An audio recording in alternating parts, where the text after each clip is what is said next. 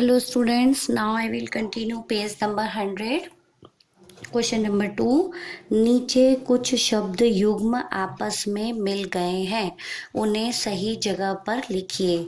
शब्द युग्म बेटा एक साथ जो होते हैं, ठीक है, जैसे ये स्वस्थ है, स्वस्थ के साथ इनमें से कोई और होगा, लेकिन स्वस्थ और बीमार जैसे, ठीक है। तो लेकिन यहाँ स्वस्थ के साथ हाथ, बची के साथ बड़े, मुंह के साथ खुची, तो ऐसे सब एक दूसरे से उल्टे फुल्टे मिल गए हैं, तो उनको हमें सही ढूंढना है और बॉक्स में अलग अलग लिखना है।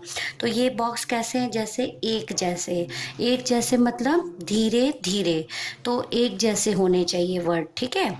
फिर दूसरे हैं मिलते जुलते, मिलते जुलते जैसे मैंने अभी आपको ऊपर बताया, स्वस्थ बीमार, ठीक है। तो इसी तरह दूसरे मिलते जुलते होंगे। फिर थर्ड है विपरीतार्थक, विपरीतार्थक मतलब विपरीतार्थक, आप ऐसे पढ़ोगे विपरीतार्थक, ओके। विपरीतार्थक मतलब ऑपोजिट, ठीक है, दिन दिन का रात, ओके। अब है सार्थक और निरर्थक।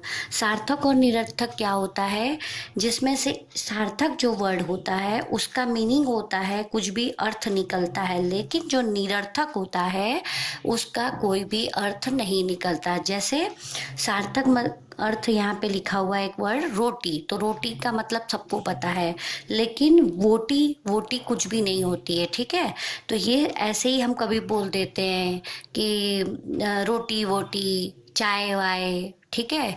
तो ऐसे हम जल्दी जल्दी में कभी हम ऐसे ही बोल देते हैं, ठीक है ना। तो उसको जो एक वर्ड जो हम बोलते हैं उसका मीनिंग निकलता है, इसलिए उसको बोलते हैं सार्थक शब्द। दूसरा जो होता है वो उसका मीनिंग नहीं निकलता, जैसे चाय वाय, तो चाय का मतलब तो पता है, लेकिन वाय का मतलब कुछ नहीं होता, तो वो होते हैं हमारे निरर्थक शब्द। तो ऐसे ही मैंने यहाँ पे ढूंढा है एक जैसे में अलग अलग, बड़े बड़े। अब मिलते जुलते में जैसे स्वस्थ और बीमार दिया था, तो मुंह और हाथ, उछलने कूदने। विपरीतार्थक में दिन रात, माता पिता, अमीर और गरीब। फिर सार्थक और निरर्थक में रोटी वोटी, खाना वाना, जैसे खाना का मीनिंग है खाना, लेकिन वाना का कोई अर्थ नहीं है, इसलिए ये निरर्थक शब्द है। फिर बची खुची, तो बची का मतलब जो बचा हुआ होता है उसको बोलते हैं, जो बच गया है उसको बोलते हैं बची, और खुची का कोई मीनिंग नहीं होता, लेकिन इसको सार्थक और निरर्थक शब्दों को इस तरह बोला जाता है और लिखा जाता है। तो ये आपके 4 बॉक्स में आपको अलग अलग डिफरेंट करके लिखना है। नेक्स्ट है दिए गए शब्दों के वचन बदलिए। वचन तो आप सबको पता है, एक वचन बहुवचन, तो पुस्तक पुस्तकें, पन्ना पन्ने, कमरा कमरे, पैसा पैसे, किताब किताबें, कॉपी कॉपियाँ, बस्ती बस्तियाँ, खुशी खुशियाँ, ठीक है। नेक्स्ट क्वेश्चन नंबर 4, रंगीन शब्दों के विलोम शब्दों द्वारा खाली स्थान भरिए।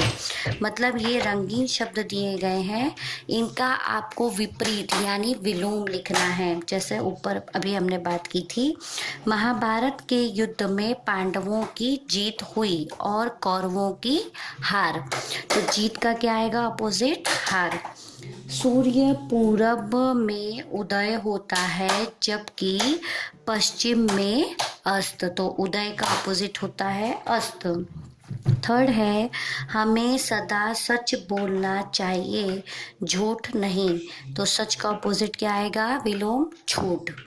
हर मनुष्य में गुण भी होते हैं और अवगुण भी, मतलब किसी के अंदर गुण भी होते हैं क्वालिटी, और दूसरी उनके अंदर क्वालिटी कुछ नहीं भी होती, जरूरी नहीं है सबके अंदर क्वालिटी हो।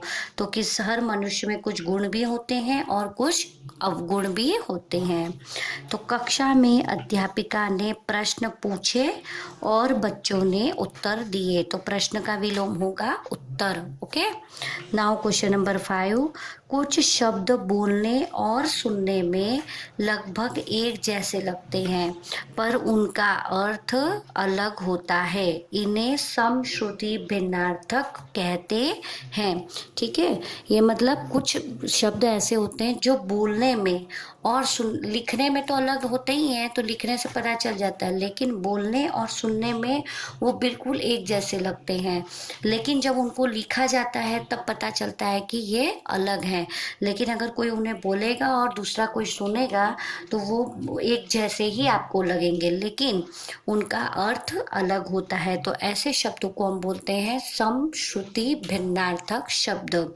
जैसे कि अनुराग विस्मय से दादाजी की ओर देखने लगा। और मतलब जब हम कोई एक इंसान दूसरे इंसान की तरफ देखता है तो उसको हम हिंदी में बोलते हैं कि वो उसकी तरफ देख रहा है, लेकिन प्रॉपर हिंदी में बोलते हैं कि वो उसकी ओर देख रहा है, उसको बोलते हैं ओर। दूसरा लिखा है अनुराग का मन पढ़ाई में कम और खेलने में ज़्यादा लगता था। यहाँ पे देखिए आप, एक मात्रा का ही डिफरेंस है, ओ और। तो यहाँ पे जब कोई जल्दी से अगर इसको बोलेगा तो और उसको एक ही लगेगा सुनने में, लेकिन ये अलग अलग लिखा हुआ है, इसलिए लिखने के बाद हमें पता चल रहा है कि ये दोनों अलग अलग शब्द हैं। तो यहाँ पे क्या दिया है कि अनुराग का मन पढ़ाई में कम और खेलने में ज़्यादा लगता था, है ना। वो पढ़ने में क्या था, उसका मन नहीं लगता था, और खेलने में उसका मन ज़्यादा लगता था। ठीक है, तो ये दोनों हो गए समश्रुति भिन्नार्थक शब्द। ऐसे ही नीचे दिए शब्दों के अर्थ लिखकर वाक्यों में प्रयोग कीजिए। क दिया है दिन, देखिए द के ऊपर छोटी की मात्रा है और यहाँ पे द के ऊपर बड़ी की मात्रा है। इसको पढ़ेंगे दिन और इसको पढ़ेंगे दिन। तो इसको दीन, सिंपल सा पढ़ना है दिन, और इसको दिन। तो ये दिन का मतलब होता है दिवस और ये दिन का मतलब होता है गरीब। तो अक्षिता ने दिन रात परिश्रम किया, और गरीब में हमें सदा दिन दुखियों की सहायता करनी चाहिए। Okay, so in our next video I will continue page number 101। Thank you.